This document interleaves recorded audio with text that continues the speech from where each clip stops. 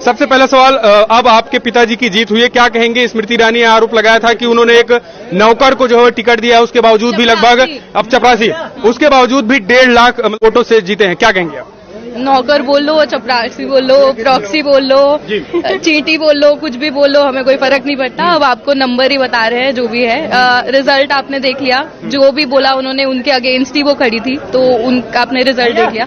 बाकी मैं यही बोलूंगी कि उन्होंने एक्टिंग भी करी थी शायद प्रियंका जी की, तो वो भी बहुत अच्छी थी, बहुत अच्छे एक्टर है वो। बाकी स्मृति जी एक्टर है, एक्ट्रेस थी ना वो, तो बहुत अच्छे एक्टर है, तो हाँ मतलब उससे ज्यादा मैं क्या ही बोलूँ। क्या लग रहा है फिर से वही करें? क्या चीज? अब फिर वही करें? कुछ लोग यहाँ से कह रहे हैं वो गोवा जाए, मुंबई जाए, वही करें। नहीं, ये हम लोग बोलने लायक नहीं है कि उनका करियर चॉइस क्या है, मेरे को उस बारे में कुछ नहीं बोलना। क्या कहेंगी अमेठी को अब आप कैसी 5 साल में आपने कौन से ऐसे समस्याएं देखी, या आप भी जो है वो प्रचार करने गई थी अमेठी में, क्या लग रहा है किन मुद्दों को अब जो है आगे आपके पिताजी जो है वो आगे बढ़ाएंगे?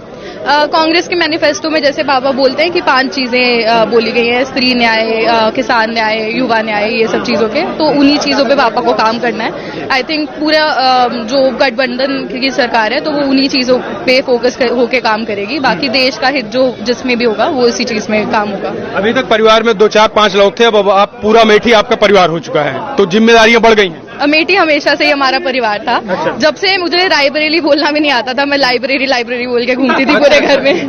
तो तब से हम सब सुनते हैं अमेठी और रायबरेली के बारे में। तो भैया अमेठी हमेशा से हमारा परिवार रहा है। हम दोनों के नाम से ज्यादा अमेठी रायबरेली गूंजता है घर पे। अच्छा, क्या कहेंगी आप?